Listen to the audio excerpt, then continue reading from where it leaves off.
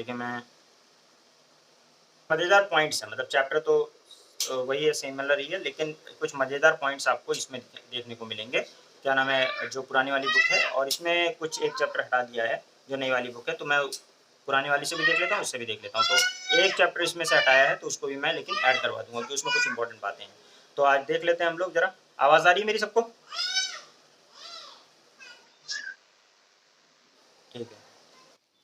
ये जो आपको खाली जगह है, यहाँ पे आप लिख लीजिए कि कोऑपरेटिव सोसाइटी जो है, ठीक है, is a autonomous association of person united voluntarily to meet their common economic, social, cultural need and aspirations through a jointly owned and democratically controlled enterprises.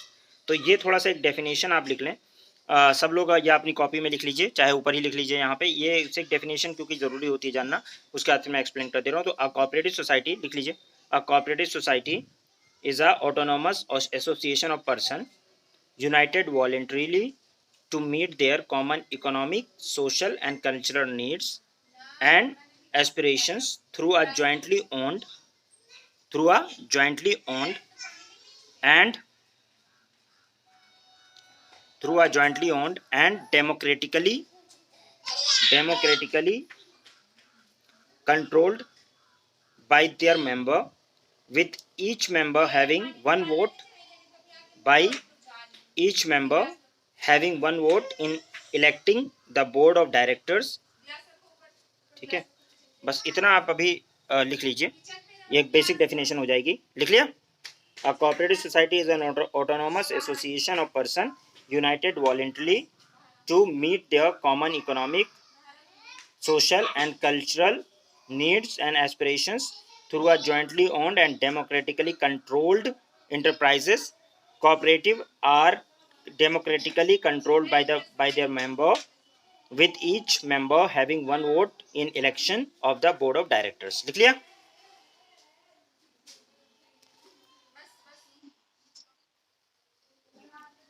तो ये कोऑपरेटिव सोसाइटी है, इसका मतलब ये है कि एक मतलब वॉलेंट्री कुछ लोग इकट्ठा होंगे जो कि अपने कॉमन इकोनॉमिक, सोशल और कल्चरल इंटरेस्ट के लिए जो है ये काम करेंगे, और इसमें डेमोक्रेटिकली एक एक वोट देकर इलेक्ट करेंगे बोर्ड ऑफ डायरेक्टर्स को, और वो लोग काम करेंगे। तो ये सोसाइटी मतलब आज से नहीं आ रही है, बहुत पहले से, जैसे आपने एग्जांपल दिया कि अमूल का एग्जांपल दिया कि ठीक है, अमूल जो है वो बेसिकली क्या है, तो एक कोऑपरेटिव सोसाइटी के तौर पे वो वर्गीस क्यूरियन ने, आपने वर्गीस क्यूरियन का नाम सुना है?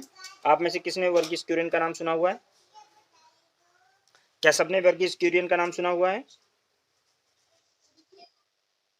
Verghese Kurien is known as father of white revolution in India. Operation flood के फादर कहे जाते हैं, और father of white revolution India कहे जाते हैं। पता है ना इस बात को? साजिया, वो क्या नाम है यार, रिदा। रिदा, आपको पता है कि वर्गीस क्यूरियन कौन थे? ठीक है, तो जान लो कि वर्गीस क्यूरियन जो है वो आईआईटीएन थे। डेयरी प्रोडक्ट्स में उन्होंने बहुत ज़्यादा काम किया है। आनंद मिल्क यूनिट लिमिटेड जो अमूल की फुल फॉर्म है, ठीक है, आनंद मिल्क जो है उन्होंने ये कोऑपरेटिव सोसाइटी बनाई थी। ठीक है, ये इंडिया की एक कोऑपरेटिव सोसाइटी है। गुजरात में मिल्क क्या नाम है, Gujarat milk marketing federation based था इसमें, आनंद गुजरात। तो ये जो है इसमें कोऑपरेटिव ओनरशिप है यहाँ पे। तो अमूल जो है ये फाउंडर जो एक तरह से जो हैं, वैसे तो कोऑपरेटिव सोसाइटी है, लेकिन इसके जो आइडिया और सारा बनाने वाला वो वर्गीस क्यूरियन है। वर्गीस क्यूरियन जो है वो कौन है? वर्गीस क्यूरियन ने इसमें क्या नाम है, इसको पूरा मतलब मैन्युफैक्ट बनाया है कि कैसे क्या होगा, क्या नहीं होगा, कैसे इसको वो किया जाएगा। वैसे इसको त्रिभुवन दास किशन भाई पटेल, ये किसी भाई पटेल जो हैं उन्होंने फाउंडेड किया था 1946 में। लेकिन उसके बाद में जो है इन्होंने वर्गीस क्यूरियन को हायर किया 1949 के अंदर, और उसके बाद इन्होंने जनरल मैनेजर बने और बहुत सारा काम, तो ये आईटीएन भी थे और डेयरी प्रोडक्ट्स में इन्होंने काम किया। कोऑपरेटिव सोसाइटी में एकदम इंडिया में father of white revolution in India कहे जाते हैं वर्गीस क्यूरियन, और ऑपरेशन फ्लड के फादर कहे जाते हैं। इंडिया को एकदम सेल्फ सफिशिएंट बना दिया इन्होंने, बहुत ज़्यादा मिल्क का प्रोडक्शन करके, और बहुत ज़्यादा मतलब हाई क्रॉस ब्रीडिंग वगैरह करवा के, और हाई क्वालिटी के ब्रीड्स वगैरह लाकर ये सारा इन्होंने किया। तो ये एक एग्जांपल है कोऑपरेटिव सोसाइटी का। लेकिन जब ज़्यादा बड़ी कोई चीज़ हो जाती है तो वहाँ पे करप्शन भी प्रिवेलिंग हो जाता है, करप्शन भी होने लगता है उसमें, फिर कुछ लोग कब्जा जमा के बैठ जाते हैं। तो जो एक होता है ना कि सोसाइटी में ज़्यादा मास लोगों का मास लेवल पे लोगों का फ़ायदा हो रहा हो तो वो नुकसान की तरफ चला जाता है, या कुछ लोगों की मोनोपोली हो जाती है। कोऑपरेटिव सोसाइटी कोऑपरेटिव्स बहुत बड़े-बड़े होते हैं, कई लोगों का डेवलपमेंट करते हैं। तो आप जैसे देखते हैं गाँव के लिए, एक विलेज के लिए, एक विलेज 2, 4, 10 विलेज में मिलके एक कोऑपरेटिव सोसाइटी बन सकती है, और ज़्यादा बड़े लेवल पे शहर पूरा लेकर भी कोऑपरेटिव सोसाइटी बन सकती है। तो जब एक गाँव को कंट्रोल करने के लिए हम कॉन्स्टिट्यूशन में पंचायती राज डाल सकते हैं, और हम एक म्युनिसिपैलिटी छोटे एरिया के लिए डाल सकते हैं, तो इतना बड़ा जब कोऑपरेटिव कोई बनाएगा, तो क्या उसके लिए भी कोई एक फ्रेमवर्क नहीं होना चाहिए? क्योंकि ऐसा ना हो कि कहीं मोनोपोली कुछ लोग ही बैठ के कब्जा कर लें, गूंज बन जाएँ, और उससे जो वेलफेयर होने के बजाय वो नुकसान होने लग जाए। तो ऐसा तो हो सकता है ना? तो इस ये सोच के साथ 2011 के अंदर 97th कॉन्स्टिट्यूशनल अमेंडमेंट करके, कौन सा अमेंडमेंट? इस कॉन्स्टिट्यूशनल अमेंडमेंट को आप याद रखेंगे। 97th कॉन्स्टिट्यूशनल अमेंडमेंट 2011 के अंदर जो है ये कॉन्स्टिट्यूशनल स्टेटस दिया गया इसको। और फंडामेंटल राइट के अंदर right to form cooperative society, fundamental right के अंदर आर्टिकल 19 के अंदर भी है। आपको पता है कि एसोसिएशन बनाने की पावर है आपको, तो उसके अंदर भी आपको ये पावर दी जाती है। उसके अलावा आपका डायरेक्टिव प्रिंसिपल में मैंने आपको आर्टिकल 43B के अंदर बताया हुआ है कि प्रमोट करना कोऑपरेटिव सोसाइटी को, एक डीपीएसपी के अंदर भी है। और फाइनली एक नया पार्ट ऐड किया गया 9B, आपने पढ़ रखा है कॉन्स्टिट्यूशन के अंदर, आर्टिकल 243 से ZT तक कोऑपरेटिव सोसाइटी के नाम से ऐड किया गया। तो ये कॉन्स्टिट्यूशन के अंदर इतना पार्ट जो है वो आपका कोऑपरेटिव सोसाइटी का है। और यहाँ पे कॉन्स्टिट्यूशन के अंदर डाल दिया गया कि जो पार्ट 9B है उसके अंदर कुछ प्रोविज़न डाले गए कि आपको सोसाइटी का इनकॉर्पोरेशन करना है। इनकॉर्पोरेशन करना मतलब कोऑपरेटिव सोसाइटी को बनाना है। स्टेट लेजिस्लेचर में एक प्रोविज़न बनाएगा, इनकॉर्पोरेशन, रेगुलेशन, वाइंडिंग अप, किस तरह से मतलब काम करेगी कोऑपरेटिव सोसाइटी, किस तरह से वो काम, वॉलंटरी फॉर्मेशन कैसे उसका होगा, डेमोक्रेटिक तरीके से मेंबर कैसे चुनेंगे, इसके लिए स्टेट लेजिस्लेचर जिम्मेदार है। स्टेट लेजिस्लेचर मतलब विधानसभा आप और विधान परिषद जहाँ पे भी हो, ठीक है। Number of term of member of board and it's office bearer. तो यहाँ पे एक चीज़ ये भी कॉन्स्टिट्यूशन ने बता दिया है कि द बोर्ड, जो बोर्ड होगा वो कंसिस्ट करेगा सच नंबर ऑफ डायरेक्टर में be provided by the state legislature. तो ये कौन डिसाइड करेगा? State legislature. But maximum number of cooperative society, ये इन्होंने बोला नॉट एक्सीडिंग 21। मैक्सिमम नंबर जो होते हैं मतलब कोऑपरेटिव सोसाइटी के अंदर डायरेक्टर वगैरह, वो कितने नहीं होने चाहिए? वो डायरेक्टर्स का जो नंबर है वो कितना होना चाहिए? 21 से ज़्यादा नहीं होना चाहिए। तो ये मतलब कैसे चुने जाएंगे वो स्टेट डिसाइड करेगा, लेकिन 21 मैक्सिमम।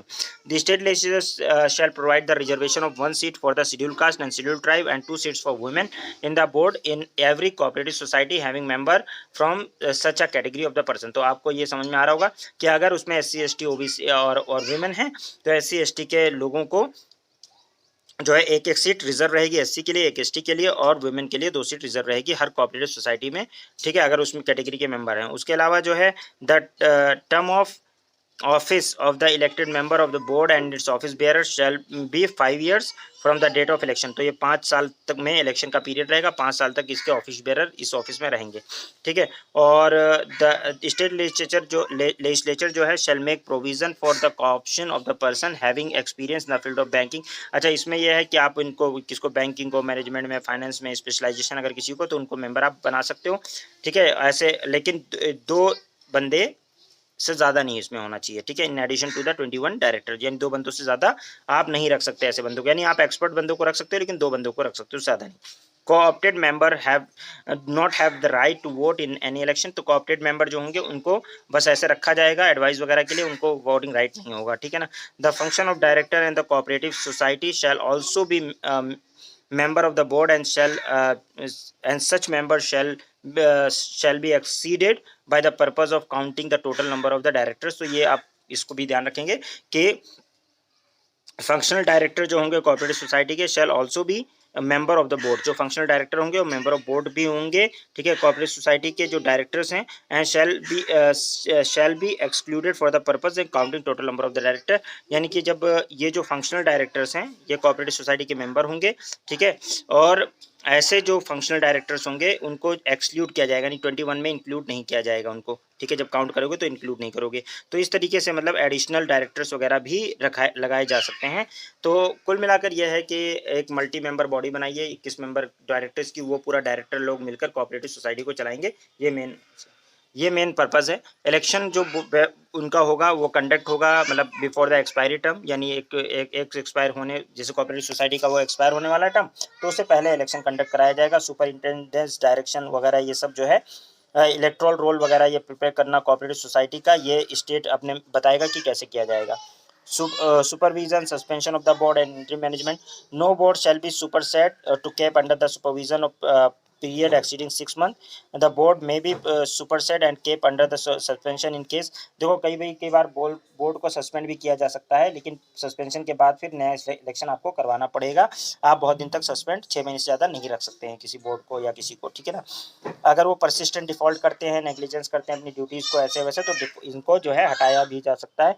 स्टेट उसके लिए मतलब वो कानून बनाएगा और उसके हिसाब से करेगा स्टेट लेजिस्लेचर, ठीक है। तो however the board of any such cooperative society shall not be superseded, kept under the supervision where there is no government so shareholding on the law and the loan and the financial assistance of any guaranteed by the government. In case of supersession of the board, the administrator appointed to manage the affairs such as cooperative society shall be arranged for the conduct of election in 6 months, hand over the management of the elected board। तो यहाँ पे ये है कि state जो है ना, वो अगर लगता है कि कुछ गलत कर रही है कोऑपरेटिव सोसाइटी, उसके डायरेक्टर्स, तो उनका हैंड ओवर कर सकता है मैनेजमेंट, उनको सस्पेंड कर सकता है और फिर एक एडमिनिस्ट्रेटर अपॉइंट कर सकता है उसको मैनेज करने का कोऑपरेटिव सोसाइटी को। लेकिन जैसे ही वो मतलब एक 6 महीने का तक का लगभग, उसके बाद में वो कहेगा कि इलेक्शन कराओ, और इलेक्शन होता है तो फिर वो इलेक्टेड बॉडी को हैंड ओवर कर देगा। अकाउंटिंग वगैरह इसकी रेगुलर बेसिस पे कराई जाएगी, ये सारा इसके अंदर है।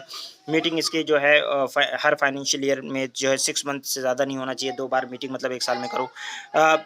मेंबर को राइट होगा कि वो बुक वगैरह देख सकते हैं उसका मतलब सारा कि कितना आ रहा है, कैसा है, जो भी सोसाइटी की बुक वगैरह इन्फॉर्मेशन अकाउंटिंग सब देख सकते हैं, ठीक है। कोऑपरेटिव सोसाइटी को भी रिटर्न भी फाइल करना होगा 6 महीने फाइनेंशियल ईयर के क्लोजिंग से पहले। उसको सारा पूरा एनुअल रिपोर्ट वगैरह सारी उसकी बनानी पड़ेगी, ऑडिट रिपोर्ट, कितना पैसा आ रहा है कितना जा रहा है, ताकि किसी तरह का अगर क्या नाम है अगर वो इसको डिफॉल्ट करते हैं तो उनको पेनल्टी भी पड़ेगी, फॉल्स इन्फॉर्मेशन देते हैं तो पेनल्टी पड़ेगी, जो भी स्टेक होल्डर्स हैं उन सबको। तो इस तरह की मतलब चीज़ें स्टेट गवर्नमेंट करेगी स्टेट के अंदर, और उसके अलावा यूटीज़ वगैरह हैं तो वहाँ पे प्रेसिडेंट करवाएगा, ठीक है ना। तो ये है, और उसके अलावा ये जो भी एग्जिस्टिंग लॉज थे, जब ये एक्ट आ जाएगा तो 97 कॉन्स्टिट्यूशनल अमेंडमेंट के बाद तो सबको इंप्लीमेंट करना है। 1 साल का टाइम दिया गया है कि जो भी चल रहा है चलाते रहो, उसके बाद में सब लोग इस लॉ को इंप्लीमेंट करोगे, हर स्टेट इसको इंप्लीमेंट करेगा, ये सारी बात है। उसके अलावा रीज़न क्यों लाया गया, तो मैंने आपको बताया प्रीवेलिंग करप्शन, बहुत ज़्यादा करप्शन, कॉपरेटिव सोसाइटी अपने हिसाब से काम नहीं कर रही है, कुछ लोग डिक्टेटरशिप बन के बैठ गए हैं, वो सारा चीज़ था फेयर एंड तरीके से कॉपरेटिव सोसाइटी देश का डेवलपमेंट करे, इसके लिए इसको लाया गया था। तो आई होप कि ये बात आपको समझ में आ गई होगी। आर्टिकल कोई ज़्यादा खास इसमें इंपॉर्टेंट नहीं है, बस आप इतनी बात याद रखो, यही मोर देन सफिशिएंट है आपके लिए, ठीक है। बात समझ में आ गई होगी कि कुछ लोगों ने वॉलंटरी मिलकर और एक क्या नाम है ग्रुप बना लिया है, और ग्रुप में इकोनॉमिक डेवलपमेंट वगैरह की कोशिश करनी है। उसका 5 साल पे इलेक्शन करवाना है। 21 बोर्ड में 21 मैक्सिमम डायरेक्टर्स हो सकते हैं जो चलाएंगे। एवरी मेंबर का एक राइट होगा और उनको आपस में डेवलपमेंट करने का है। स्टेट उसमें इंटरफेयर इसलिए कर रहा है ताकि सुचारू रूप से चीज़ें चल सके, कुछ लोग कब्जा ना करें, क्योंकि उससे क्या होगा कि फिर क्योस पैदा होगा, तो गवर्नमेंट उसमें इंटरफेयर करती है। तो कोऑपरेटिव सोसाइटी एक डिज़ायर था कि अच्छे से चले, सुचारू रूप से चले, बढ़िया से चले, तो उसके लिए इसको बनाया गया। तो आई होप ये बात समझ में आ गई होगी आपको। बहुत बड़ा ज़्यादा डिफिकल्ट कोई चीज़ नहीं है, बस ऐसा समझो कि कुछ लोग मिलकर एक दुकान, एक कंपनी चला रहे हैं, और उसमें उनको स्टेट भी मतलब अपने हिसाब से बता रहा है कि किसी एक का मतलब स्टेट सुपरविजन कर रहा है, और उसके लिए उन्होंने पार्ट ऐड कर दिया, पार्ट 9B ऐड कर दिया, आपको पता है। और पार्ट 9B के अंदर आपको पता है कि आर्टिकल, ये जो आर्टिकल मेंशन कर रखे हैं, article 243 Z H two Z T, तो ये इंपॉर्टेंट आर्टिकल्स हैं, ठीक है ना। ये आप ये जो कॉन्स्टिट्यूशनल बात है ये याद रखेंगे, कौन सा अमेंडमेंट में लाया गया इसको याद रखेंगे, बस आपका काम हो जाएगा। बात समझ में आ गई, ठीक है भाई। रिदा कुछ समझ में आया? आसान चीज़ है यार, क्या डिफिकल्ट है क्या रिदा? हाँ, अब ऑफिशियल लैंग्वेज की बात कर लेते हैं। ऑफिशियल लैंग्वेज जो है आपका पार्ट 17 ऑफ इंडियन कॉन्स्टिट्यूशन के अंदर आर्टिकल 343 से लेकर और 351 तक जो है ये 4 हेड में डिवाइड होता है कि आपका लैंग्वेज ऑफ द यूनियन, यानी यूनियन का लैंग्वेज क्या होगा, रीजनल लैंग्वेज क्या होगा, लैंग्वेज ऑफ जुडिशरी क्या होगा, और स्पेशल डायरेक्टिव्स दिए जाएंगे। तो लैंग्वेज ऑफ यूनियन ध्यान रखिएगा, ये कुछ पॉइंट्स हैं जो आपको अंडरलाइन करना है। लैंग्वेज ऑफ यूनियन जो है वो क्या है, तो इसमें Hindi written in Devanagari script, ठीक है, is the official language of union, but numeral form जो रहेगा वो अरबिक न्यूमरल रहेगा, ठीक है ना। इंटरनेशनल फॉर्म जो रहता है जिसको अरबिक न्यूमरल कहते हैं हम लोग, यानी कि देवनागरी जो लिखने के लिए जैसे हिंदी, ये ऑफिशियल है एक्चुअल में हिंदी, ठीक है, कैसे हिंदी, ठीक है ना। ये हिंदी वाला जो इस तरह से लिखते हैं ना, छोटा बड़ा टाइप, ये देवनागरी स्क्रिप्ट होती है, तो ये इसमें ऑफिशियल बनाया गया है, ठीक है। Official language of the union इसको बनाया गया है, लेकिन ऑफिशियल पर्पज़ के लिए, और लेकिन इंटरनेशनल न्यूमरल्स यूज़ होंगे। इंटरनेशनल न्यूमरल का मतलब क्या है, 1 2 3 4 ये वाला काउंटिंग ये वाली यूज़ होगी, और वैसे देवनागरी न्यूमरल्स हैं।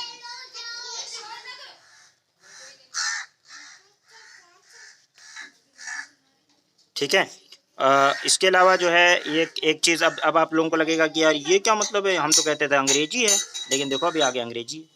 हाउएवर ये कहा गया कि फॉर द पीरियड ऑफ 50, अरे ठीक है, for the period of 15 years, 15 साल तक के लिए, ठीक है, 15 साल तक के लिए, from the commitment of the constitution 1950 से 65 तक इंग्लिश लैंग्वेज को कंटिन्यू रखेंगे। अभी देखिएगा, मजा समझिएगा। English language would be continue to be as for the official purpose of the union, ठीक है, बिफोर 1950, यानी कि 1950 से पहले जहाँ जहाँ यूज़ हो रहा है ऑफिशियल पर्पज़ के लिए इंग्लिश यूज़ रहेगा 1965 तक। कब तक रहेगा? 1965 तक, ठीक है ना। लेकिन इवन आफ्टर 15 ईयर्स पार्लियामेंट में provide for the continuation of use of English in the specified purpose. सारी किताबें इंग्लिश में, सब कुछ इंग्लिश में, सारे कानून इंग्लिश में बने हुए थे, सब कुछ थे, कैसे आप ट्रांसलेट कर लोगे, कितना अच्छा बना दोगे। तो फाइनली उन्होंने कहा 15 साल के बाद भी जब नहीं बर्दाश्त हुआ 1965 में, तो बोला भैया कंटिन्यू रहेगा, ठीक है ना। जब पाँच साल और बढ़ाया इन्होंने, पहले कहा कि भैया और 5 साल बढ़ा लेते हैं, ठीक है ना। फिर क्या, at the end of 5 years again the end of 10 year, 10 साल और बढ़ा दिया। उसके बाद में कहा, देखो फाइनली कहा कि भैया देखो ऐसा है कि हम लोग हिंदी को यूज़ करेंगे, लेकिन restriction on the use of English, मतलब ये डिज़ायर था, लेकिन फाइनली ये कमेटी बनाएगी कि क्या हिंदी को जो है हम अवॉइड कर सकते हैं, यानी हिंदी वो इंग्लिश, ओहो नहीं मिला था बेटा सुसु करने के लिए, कि हाँ यहाँ पे, हाँ तो यहाँ पे फिर ये किया गया कि कमेटी बनाई गई, ठीक है, कमेटी ऑफ पार्लियामेंट इसकी कॉन्स्टिट्यूट की गई कि एग्जामिन किया जाए कि मतलब इस बात को कि क्या भैया हम इसको क्या नाम है हटा सकते हैं, हिंदी को, इंग्लिश को हटा सकते हैं क्या, और हम हिंदी को कंटिन्यू करेंगे। अकॉर्डिंगली 1955 के अंदर प्रेसिडेंट ने अपॉइंट किया official language commission under the chairman of B G Kher का नाम याद रखेंगे, बीजी खैर के अंडर में कमीशन ने पूरा अपनी रिपोर्ट सबमिट की प्रेसिडेंट को 1956 में।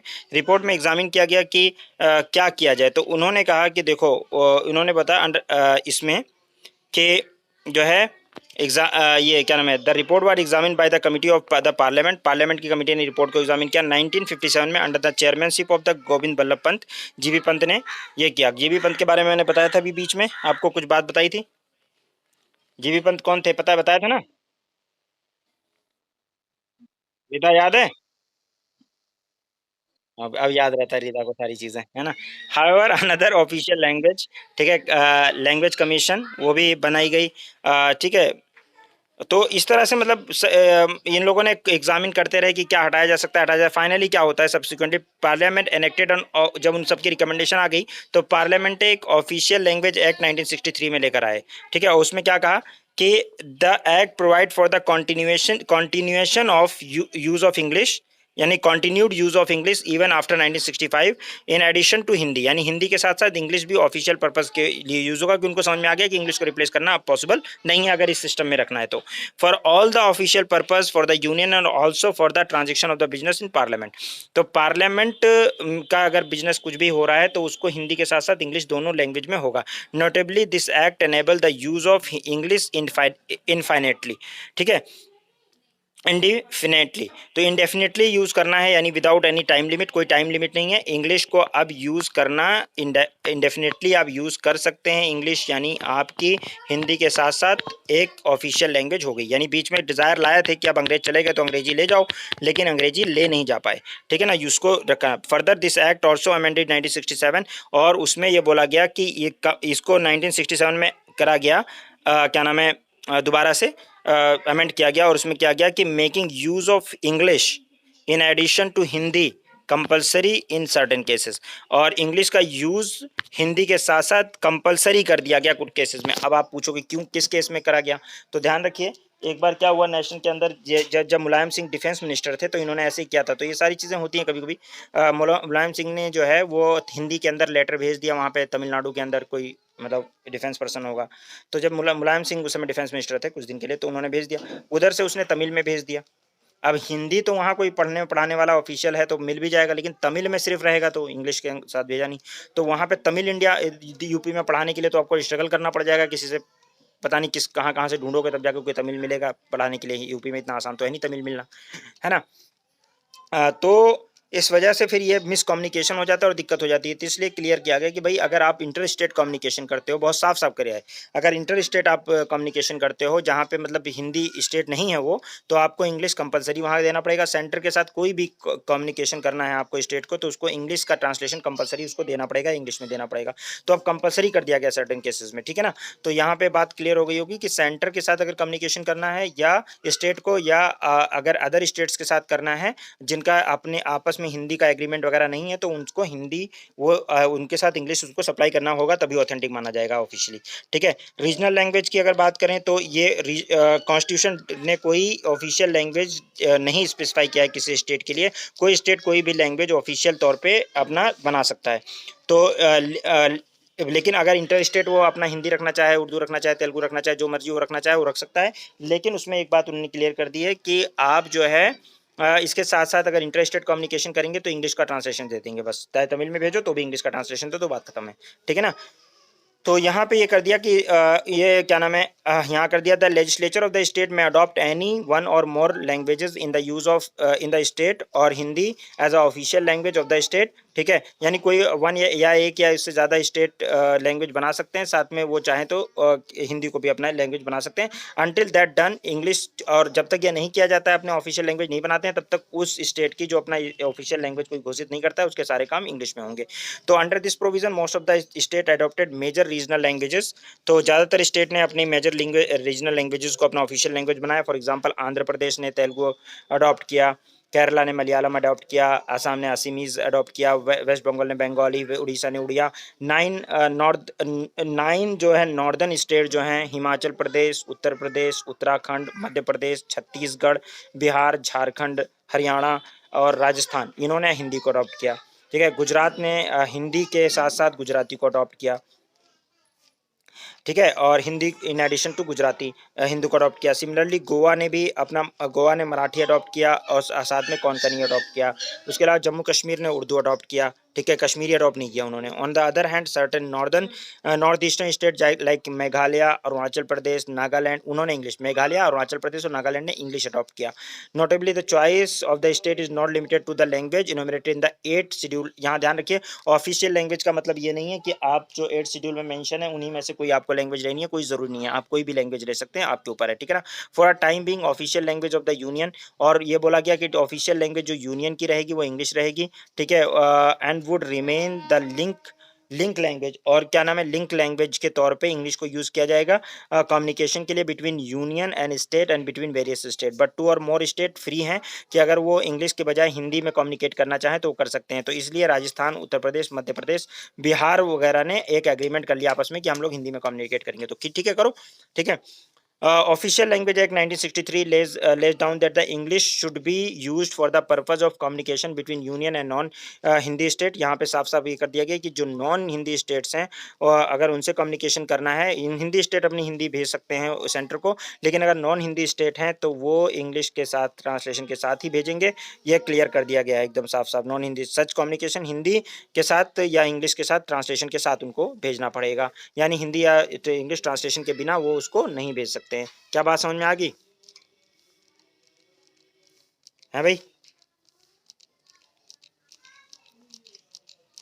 यहाँ पे क्या है, when the president on the demand of on a demand being made is satisfied that the substantial promotion of the proportion of the population of the state desire to use any language spoken by them to be recognized by the state, then it may direct and that such language shall also be officially recognized by that state. This provision aim for protecting the linguistic interest of the minority in the state. अब यहाँ पे देखिए क्या होता है कि जैसे Hindi English तो है ही है, अगर कोई ऐसी लैंग्वेज जो 8th शेड्यूल के अंदर मेंशन नहीं है, यानी 22 लैंग्वेजेस जो है उनमें से नहीं मेंशन है, मान लीजिए भोजपुरी है, अब यूपी चाहे कि भोजपुरी को अपना ऑफिशियल लैंग्वेज बना ले एडिशन टू हिंदी और इंग्लिश, तो बना सकता है, उसकी मर्जी है, ठीक है ना। बात समझ में आ गई? इसमें जरूरी नहीं है कि वो 8th शेड्यूल में मेंशन है तभी बनाया जा सकता है, ऐसा नहीं है, ठीक है ना। क्योंकि कई सारी ऐसी लैंग्वेज हैं जो 8th शेड्यूल के अंदर मेंशन नहीं है, लेकिन फिर भी उनको हम ऑफिशियल लैंग्वेज बना सकते हैं। गेटिंग क्लियर है भाई? रिदा क्लियर है? रिदा अब देखिए इसमें बात मैं एक सिमिलरली वो कर दूं, सिंपली ऐसे समझिए कि नॉर्मली अगर कोई मतलब इंग्लिश कंपलसरी हो गया एक तरह से, अगर कोई हिंदी में कम्युनिकेट कर रहा है सेंटर के साथ तो वो कर सकता है विद इंग्लिश ट्रांसलेशन ज़रूरी हो गया। नॉन हिंदी स्टेट्स के लिए तो कंपलसरी है कि अगर आप वो तेलुगु या तमिल या किसी में भेजते हैं पंजाबी पंजाबी में, तो साथ साथ में इंग्लिश ट्रांसलेशन भेजेंगे भेजेंगे सेंटर के साथ। और आपस में भी नॉन हिंदी स्टेट जो हैं वो आपस में जब कम्युनिकेशन करेंगे तो उनको भी ज़रूरी है कि वो क्या करें, वो समझ रहे हैं, तो उनके लिए ज़रूरी है कि वो इंग्लिश में कम्युनिकेट करें। ठीक है, इंग्लिश कम्युनिकेशन ज़रूरी है। ठीक है, अब आता है कि क्या लैंग्वेज, जुडिशरी की क्या लैंग्वेज है, तो यहाँ पे बहुत इंपॉर्टेंट है, इस बात को भी याद रखिएगा। Constitution provide the dealing with the मतलब कोर्ट की लैंग्वेज क्या होगी। तो पार्लियामेंट ने ये क्लियर हो गया कि until the parliament provide otherwise the following are to be English language only. जब तक कि पार्लियामेंट इसके ऊपर कोई और कानून ना बना दे तब तक सब कुछ इंग्लिश में ही होगा। All the proceeding of the supreme court and every high court, her court की, हर हाई कोर्ट की और सुप्रीम कोर्ट की जो प्रोसीडिंग होगी वो किस में होगी, इंग्लिश में होगी। अथॉरिटेटिव टेक्स्ट जितने भी है, मेरी आवाज आ रही है ना, इस बात को आप लोग नोट करिएगा, समझिएगा, ठीक है।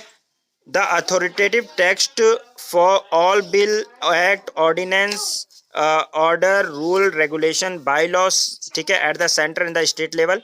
और सेंटर या स्टेट लेवल पे जितने भी कानून बनेंगे, जितने भी बिल पास होंगे, ठीक है, एक्ट बनेंगे, ऑर्डिनेंस बनेंगे, ऑर्डर बनेंगे, जो कुछ भी बनेगा, रूल वगैरह, रेगुलेशन सेंट्रल स्टेट लेवल पे, वो किस में होगा, इंग्लिश में होगा। क्लियर है, यानी सेंटर जो कुछ भी कानून बनाएगा सब इंग्लिश में बनाएगा। Okay. However the governor of state, अगर गवर्नर ऑफ स्टेट, ठीक है, however the governor state with the previous consent of the president, पहले वो प्रेसिडेंट से कंसेंट ले ले, can authorise the use of Hindi in any an or any other official language in the state in the proceeding of the high court of the state but not with respect to the judgment, decree और order. यानी कि अगर other words में कहा जाए, the judgement of decree and order, ठीक है, the judgement of decree and order of the high court must be continue to be English only until the parliament otherwise provided. अगर parliament कोई कानून नहीं बनाता है तो जितनी भी ऑर्डर, जजमेंट, डिक्री वगैरह जो कुछ भी पास होगा कोर्ट से, हाई कोर्ट से या सुप्रीम कोर्ट से, वो इंग्लिश में ही होगा, हिंदी में नहीं होगा या किसी और लैंग्वेज में नहीं होगा। हाँ, अगर गवर्नर हाई कोर्ट के लिए, सुप्रीम कोर्ट की तो लैंग्वेज इंग्लिश है, लेकिन अगर हाई कोर्ट में गवर्नर स्पेशल परमिशन ले सकता है, पहले कंसेंट ले सकता है प्रेसिडेंट का कि मैं हिंदी में आर्ग्यूमेंट करवा सकता हूं, तो हाई कोर्ट में स्पेशल परमिशन के साथ सिर्फ और सिर्फ आर्ग्यूमेंट हो सकता है, बात हो सकती है। लेकिन अगर डिक्री देना है, रिटर्न में कुछ देना है, तो वो इंग्लिश में ही देना पड़ेगा आर्ग्यूमेंट के अलावा। बात समझ में आ गई। और अगर प्रायर परमिशन कंसेंट नहीं लिया गया है क्या नाम है उसका, प्रेसिडेंट का, तो गवर्नर भी ऑथराइज नहीं कर सकता है कि आप जो है हिंदी में हाई कोर्ट में यानी आर्ग्यूमेंट भी नहीं कर सकते, लिखने उखने की तो बात ही लोगे। इसीलिए जो लोअर, जो मतलब वकील साहब होते हैं गांव वाले या जो हिंदी मीडियम वाले, वो हाई कोर्ट और सुप्रीम कोर्ट नहीं पहुंच पाते हैं, क्योंकि वहाँ की लैंग्वेज इंग्लिश है, समझ रहे हो, सारी ड्राफ्टिंग इंग्लिश में होती है, तो वो हाई डिस्ट्रिक्ट कोर्ट तक ही सीमित रह जाते हैं। बात समझ में आ गई, क्लियर है। Similarly, a state legislature can provide use of any language other than English with respect to the bill, act, ordinance, or order, rule, regulation, bylaw, but the translation of the same in English should be published. अगर कोई state legislature कह सकता है कि हम भैया अपनी regional language में करेंगे, हम हिंदी में करेंगे, कम्युनिकेशन ठीक है पास करो, लेकिन उसके साथ साथ आपको ट्रांसलेशन उसका इंग्लिश में करना ही करना पड़ेगा, उसके ट्रांसलेशन के बिना, आप इंग्लिश के ट्रांसलेशन के बिना सिर्फ हिंदी में पास नहीं कर सकते। Official language act 1963 let down they the Hindi translation of the act, ordinance, order, regulation, bylaws published under the authority of the president and deem to be authorise text. अगर मतलब आपने ट्रांसलेशन कोई किया है तो वो ट्रांसलेशन जो आपने किया है उसको अप्रूव करवाना पड़ेगा, ठीक है, उसके ट्रांसलेशन को, और जब वो जो अप्रूव्ड होगा वही ट्रांसलेशन माना जाएगा। इसका मतलब ये नहीं कि इंग्लिश में टेक्स्ट हुआ तो कोई भी किसको ऐसा भी ट्रांसलेशन कर ले, जो ट्रांसलेशन भी होगा, और अगर डिस्प्यूट हो जाता है ट्रांसलेशन में, मतलब किसी हिंदी में और इंग्लिश में, तो इंग्लिश प्रिवेल करेगा, यानी इंग्लिश को माना जाएगा। अब यहाँ पे बात समझ में आ गई होगी आप लोगों की कि अगर डिस्प्यूट होता है तो, और कोई भी कम्युनिकेशन होगा, कुछ भी होगा, जजमेंट वगैरह का आपस में कुछ भी, तो इंग्लिश ट्रांसलेशन जरूरी है। और अगर डिस्प्यूट होता है तो इंग्लिश में जो बात कही गई है उसको प्रेफरेंस दिया जाएगा, ना कि हिंदी वाली बात को। हावेवर, अब एक चीज़ और देखें यहाँ पे, ये वाली बात तो बहुत ही इंपॉर्टेंट है। जो हिंदी हिंदी चिल्लाते रहते हैं ना, राष्ट्रभाषा, उनके लिए ये बहुत इंपॉर्टेंट है।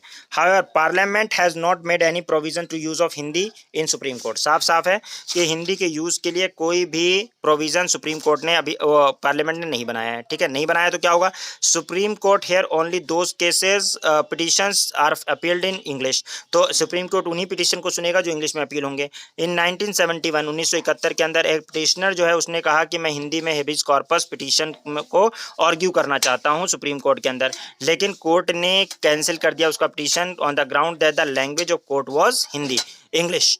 ठीक है, लैंग्वेज ऑफ कोर्ट जो है वो इंग्लिश है और हिंदी को अलाउ करना अनकॉन्स्टिट्यूशनल है। बड़ा कुछ तमाचा साइड टाइप का, सुप्रीम कोर्ट ने कुछ मारा तमाचा खींच के, हैं कि मतलब आप अभी क्या बोला है कि द क्या रहा है, the court cancelled his petition, दोबारा देखिए, ठीक है, on the ground that the language of the court was English and allowing Hindi would be unconstitutional. कितनी बड़ी बात कही है कि हिंदी में बात करना, हिंदी को अलाउ करना अनकॉन्स्टिट्यूशनल होगा, कॉन्स्टिट्यूशन के खिलाफ होगा, क्योंकि कॉन्स्टिट्यूशन कहता है कि सुप्रीम कोर्ट की जो लैंग्वेज है वो क्या है, अंग्रेजी है। बात आ गई मेरी समझ में? ये पता था रिदा आपको? मैंने पहले भी मार्क करवाया था शायद, आज तक नहीं पता था, यानी तुम क्लास में नहीं थी क्या? मैंने नदीम मार्क करवाया इसको पहले तुम लोगों को? हाँ, पहले बताया नहीं बताया? तुम नहीं थे, मैंने मार्क करवाया लेकिन शायद तुम नहीं थे। हाँ, तुम्हारे बैच में नहीं था, लेकिन मैंने वैसे पहले मार्क करवाया, तो ये बात ध्यान रखें स्पेशल। ठीक है, ध्यान, ये बात समझ में आ गई कि हिंदी को जो लोग कहते हैं हिंदी राष्ट्रभाषा, राष्ट्रभाषा, हिंदी राष्ट्रभाषा नहीं है। ध्यान रखिए इस बात को, ये गलत बात है कि हिंदी राष्ट्रभाषा है, क्यों राष्ट्रभाषा नहीं हो, हाँ राज्य भाषा है वो हिंदी। एक राज्य अपनी अपनी क्या नाम है एज अ रीजनल लैंग्वेज या अपनी ऑफिशियल लैंग्वेज के तौर पे अडॉप्ट कर सकते हैं। तो ये बात तो समझ में आ गई होगी आप लोगों को बहुत अच्छे से कि भाई कोर्ट की जो लैंग्वेज है वो इंग्लिश है, हाई कोर्ट या सुप्रीम कोर्ट में सिर्फ इंग्लिश यूज़ की जाएगी, और हाई कोर्ट में अगर हिंदी यूज़ करना है तो उससे उसके लिए सिर्फ आर्ग्यूमेंट के लिए यूज़ कर सकते हैं, वो भी कब, जब प्रेसिडेंट से गवर्नर परमिशन लेगा, वहां तक जाना पड़ेगा तब। तो इससे अच्छा ये नहीं है कि जो अंग्रेजी बोलने वाला एडवोकेट लेके चले जाओ। Special special directives. The Constitution contains certain special directive to protect the interest of the linguistic minority to promote the development of the Hindi language। तो यहाँ पे इसने ये भी कर रखा है लिंग्विस्टिक माइनॉरिटीज को प्रोटेक्शन के लिए, मैंने आपको पहले ही बता रखा है कि ये इसके लिए कि मदर टंग में प्राइमरी एजुकेशन दिया जाए और उसके अलावा जो है हिंदी को प्रमोट किया जाए, हिंदी के डेवलपमेंट के लिए भी कोशिश की गई है, लिंगुआ फ्रेंका हिंदी को बनाने की कोशिश की जा रही है। फिर क्या है कि एट प्रेजेंट 8 शेड्यूल में कितनी हमारी लैंग्वेजेस हैं, 8 शेड्यूल के अंदर हमारे यहाँ 22 लैंग्वेजेस हैं।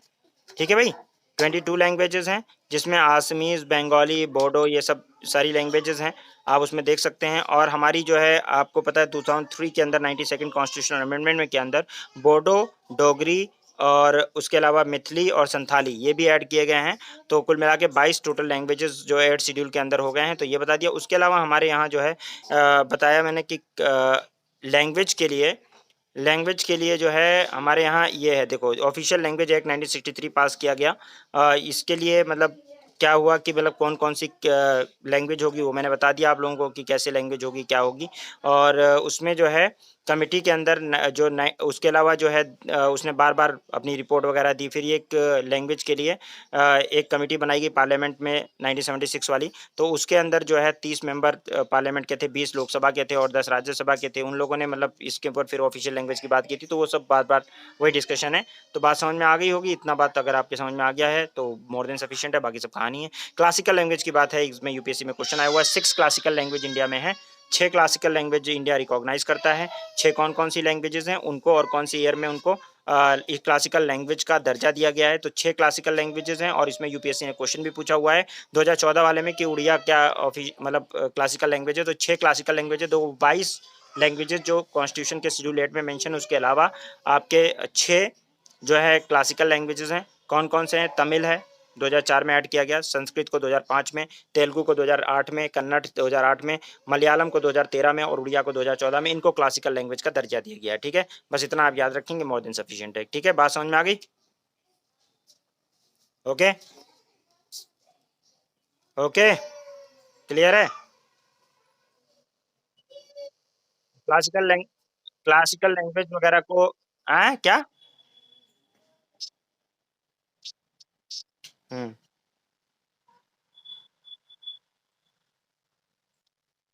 कहाँ हिंदी में डिबेट होता है? सुप्रीम कोर्ट की कोई कोई भी प्रोसीडिंग सुप्रीम कोर्ट की आपने नहीं देखी होगी, आपने किसी हाई कोर्ट की देखी होगी जिसमें कभी-कभी बोल देते हैं जज, लेकिन वो सिर्फ़ आर्गुमेंट में, लेकिन लिखने-उखने में कुछ नहीं। सुप्रीम कोर्ट की कोई प्रोसीडिंग आपने देखी नहीं होगी, सुप्रीम कोर्ट की कोई भी प्रोसीडिंग जो है वो बाहर आती ही नहीं है। नहीं, हाई कोर्ट में भी नहीं बोल सकते हैं, पटना हाई कोर्ट और इलाहाबाद हाई कोर्ट में यूज़ करते हैं लोग हिंदी, मतलब आर्गुमेंट के टाइम पर वो स्पेशल परमिशन होता है प्रेज़िडेंट से, लेकिन वो सिर्फ़ बोलने में कभी-कभी बीच में इन बिटवीन यूज़ कर लेते हैं, तो उसको नहीं माना जाता है, लेकिन जो जो रिटन में सब कुछ होता है, वो सब हि इंग्लिश में होता है, ठीक है? और वो हाई कोर्ट, ठीक है? और वो हाई कोर्ट में है, सुप्रीम कोर्ट की कोई प्रोसीडिंग बाहर जल्दी आती ही नहीं है, मतलब आती ही नहीं है जल्दी, कि मतलब उसको आप रिकॉर्डिंग देख लें उनकी। तो और सुप्रीम कोर्ट में इंग्लिश में ही होगा, हिंदी बिल्कुल नहीं यूज़ होगी। एक पटना हाई कोर्ट है और एक जो आपका इलाहाबाद हाई कोर्ट, यहाँ पे मतलब कभी-कभी इन बिटवीन हिंदी आर्गुमेंट के टाइम पर यूज़ हो जाता है, लेकिन वो भी बहुत कम होत रहता है, मतलब चांसेस वो कहीं-कहीं कोई-कोई जैसे बोल रहा है तो उसको मतलब ये नहीं कि एकदम एब्रप्टली मना करते हैं, क्योंकि ये इसमें स्पेशल वो है, क्योंकि ऑफिशियल लैंग्वेज है यूपी की, हिंदी तो हो जाता है। उसके अलावा क्राइटेरिया देखें, क्राइटेरिया में the criteria of declaring the language as a classical language, उसमें जो है ना कि कोई लैंग्वेज क्लासिकल लैंग्वेज कब मानी जाएगी, जब वो 1500 से 2000 साल पुरानी लैंग्वेज हो, रिकॉर्ड हो उसका, और वैल्यूएबल हेरिटेज हो और लिटरेरी ट्रेडिशन हो अपनी डिस्टिंग्विश, तो वहाँ पे कंटिन्यूअसली वो चलता आ रहा हो, तो ऐसे उसमें मान लिया जाता है कि ठीक है भैया चलो, ये जो है आपके ऑफिशियल लैंग्वेज रहेगी, ठीक है? तो ये बस वो है। कमिटी ध्यान रखिएगा, जो कमिटी है लैंग्वेज वाली, उसमें कितने मेंबर होते हैं? 30 मेंबर होते हैं, इस बात को याद रखिएगा। 20 लोकसभा से होते हैं और 10 राज्यसभा से होते हैं। बस इतनी बात याद रखेंगे, अब मोर देन सफिशिएंट है आपके लिए। ओके भाई। और इसके बाद में आपका ओडिया भी एक क्लासिकल लैंग्वेज है, इसको याद रखेंगे। पब्लिक सर्विसेज में मैंने आपको बताया था कि हमारे यहाँ ऑल इंडिया सर्विसेज में आईएएस, आईपीएस और आईएफएस होता है। मैंने आपको बताया 1947 के अंदर आईसीएस जो था, इंडियन सिविल सर्विसेज, उसको रिप्लेस करके आईएएस बनाया गया, ठीक है? और इंडियन पुलिस सर्विसेज आईपी को रिप्लेस करके आईपीएस बनाया गया, और बाद में 1966 के अंदर इंडियन फॉरेस्ट सर्विसेज को भी ऑल इंडिया सर्विस में डाला गया। तो हमारे पास टोटल ऑल इंडिया सर्विसेज कितनी है?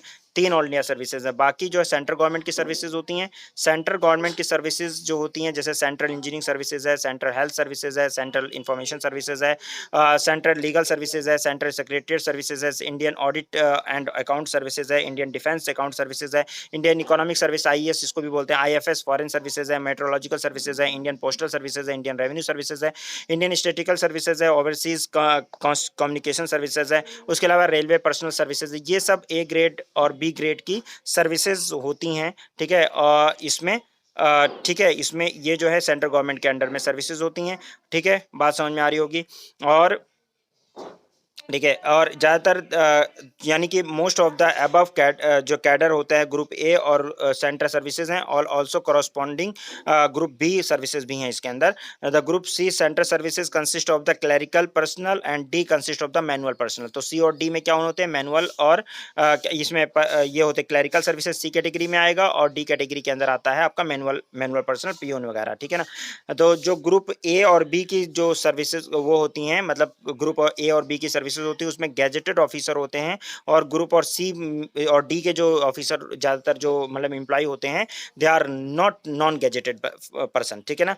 Among all Indian foreign services the highest, जो इंडियन अगर सेंट्रल गवर्नमेंट में सबसे हाईएस्ट सर्विस किसी को मानी जाती है तो आईएफएस को मानी जाती है, इंडियन फॉरेन सर्विसेज को, ये सेंट्रल गवर्नमेंट में इसका प्रेस्टीज अलग होता है, ठीक है? तो ध्यान रखिए, सबसे ऊपर रैंक में अगर देखा जाएगा तो सबसे ऊपर रैंक में आएगा आईएएस, ठीक है? उसके बाद आएगा आईएफएस फॉरेन सर्विसेज, उसके बाद आएगा आईपीएस, ठीक है ना? और आईएएस का हमेशा पे स्केल हायर देन आईपीएस रहेगा। और ध्यान रखिएगा कि अगर रैंक ऐसे डिवाइड करेंगे कि मतलब आईपीएस और आईएएस और आईएफएस में किसकी रैंक सबसे ऊपर है, तो सबसे ऊपर आईएएस होगा, उसके बाद में आईएफएस होगा, उसके बाद में आईपीएस होगा, ठीक है? ध्यान रखिएगा रैंक में, रैंक के हिसाब से अगर देखा जाएगा तो, क्योंकि आईपीएस जो होता है वो सिर्फ अपने डिपार्टमेंट का को देखता है, एक डिपार्टमेंट का होता है, लेकिन जो आईएएस होता है वो डिस्ट्रिक्ट के सारे डिपार्टमेंट को हेड करता है, ठीक है? और उसके अलावा जो फॉरेन वाला होता है वो डिप्लोमेटिक की वजह से उसका रैंक जो होती है वो आईपीएस से ऊपर हो जाती है, ठीक है? तो लेकिन वो सेंट्रल गवर्नमेंट में है, ऑल इंडिया सर्विस नहीं है। ऑल इंडिया सर्विस आईएएस और आईपीएस ही है, और आईएफएस फॉरेन सर्विसेज है, लेकिन फॉरेन सर्विस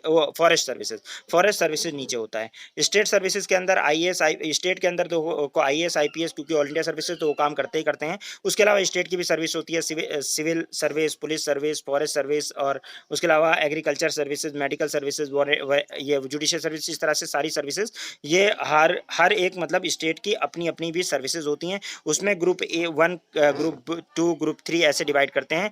ग्रुप कहीं क्लास 1 बोलते हैं, क्लास 2 ऑफिसर भी बोलते हैं, क्लास 3। तो क्लास 1 के अंदर ग्रुप 1 और या ग्रुप 1 भी बोलते हैं इसको, ग्रुप ए भी बोलते हैं, क्लास 2 को ग्रुप 2 भी बोलते हैं, और उसके अलावा ग्रुप बी भी बोलते हैं, क्लास 3 को ग्रुप 3 और क्लास सी भी बोलते हैं, और क्लास 4 कहते हैं ना, क्लास 4 एम्प्लॉई है ये। क्लास 4 एम्प्लॉई का मतलब कि डी ग्रेड का एम्प्लॉई है। और स्टेट में जो है क्लासीफाई जो किया जाता है गैजेटेड क्लास और नॉन गैजेटेड क्लास में भी करते हैं। यूजुअली ज़्यादातर ऐसा होता है कि क्लास 1 या ग्रुप ए और ग्रुप बी जो होता है क्लास 2, ये जो होते हैं गैजेटेड ऑफिसर होते हैं, और उसके अलावा जो होते हैं ये नॉन गैजेटेड क्लास होती है, सी और डी वाले नॉन गैजेटेड क्लास होते हैं, ठीक है। Name of the member of gazetted are publish. अच्छा, गैजेटेड जितने भी ऑफिसर होते हैं या गैजेटेड जो भी होते हैं उनका नाम गैजेट ऑफ इंडिया में पब्लिश होता है, ठीक है। उनका अपॉइंटमेंट, उनका ट्रांसफर, वो सारा रिकॉर्ड रहता है, और नॉन गैजेटेड का नहीं पब्लिश होता है, ठीक है ना। समझ में आ गई होगी बात। और गैजेटेड ऑफिसर जो होते हैं वो सेम प्रिविलेज इंजॉय करते हैं। The member of the gazetted class enjoy some privileges, कुछ इनको प्रिविलेजेस मिलते हैं, नॉन गैजेटेड को वो प्रिविलेजेस नहीं मिलते हैं, ठीक है ना। तो और जो मेंबर होते हैं, ध्यान रखिएगा, अगर कोई गैजेटेड होगा तो वो बोलेगा ज़्यादातर अपने आप को ऑफिसर, क्या बोलेगा, ऑफिसर। और जो नॉन गैजेटेड होगा वो बोलेगा मैं गवर्नमेंट एम्प्लॉई हूँ, क्या बोलेगा।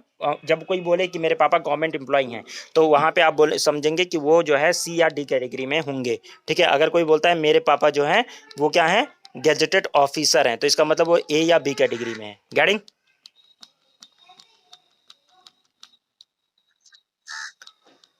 बात समझ में आ रही है रिदा।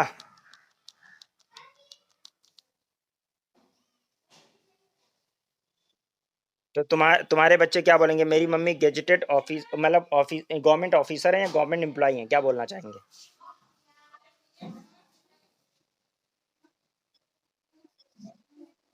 कलेक्टर है, मतलब वो कलेक्टर है सीधे, मतलब स्पेसिफिकली। तो मतलब ठीक है, तो वो बोलेंगे हमारी मम्मी जो है ऑफिसर है, ठीक है, मतलब ऑफिसर हैं, आईएएस ऑफिसर हैं, ठीक है। तो ये रहेगा।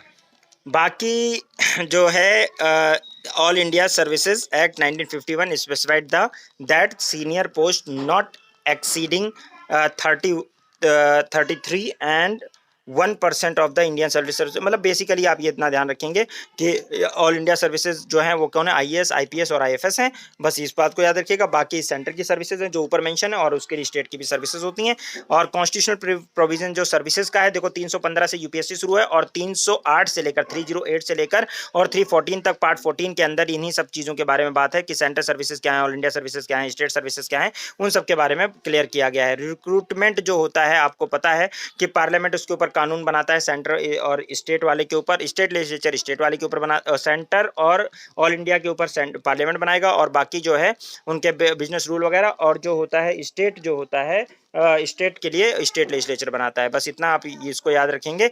और इनको सेफ गार्ड भी होता है, और इनका क्या नाम है, डॉक्ट्राइन ऑफ प्लेजर वैसे इनके ऊपर काम करता है, लेकिन ऐसे ही इनको डिसमिस नहीं किया जाता, पहले सस्पेंड किया जाता है, इनको कोड ऑफ इंक्वायरी होती है, कोड ऑफ कंडक्ट वगैरह इनका होता है, तब जाके सस्पेंड होती है। इतना आसान नहीं होता किसी को भी हटाना। ऑल इंडिया सर्विसेज के बारे में मैं सारे प्रोविजन बता चुका हूँ कि अगर ऑल इंडिया सर्विसेज क्रिएट करनी है तो राज्यसभा के स्पेशल परमिशन से किया जा सकता है। अगर राज्यसभा एम्पावर करता है पार्लियामेंट को कि आप नई ऑल इंडिया सर्विसेज क्रिएट करें तो कर सकते हैं। बस इतना बात इसमें इंपॉर्टेंट था, वो मैंने आपको बता दिया। बात समझ में आ गई।